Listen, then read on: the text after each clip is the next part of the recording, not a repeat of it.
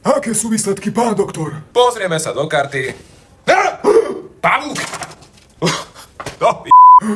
No, obávam sa, že vám ostáva už iba mesiac. Čože? Áno. Je toto váš občiansky, že? Jeho platnosť končí o mesiac, treba si to obnoviť. Každopádne, bojím sa, že zomriete.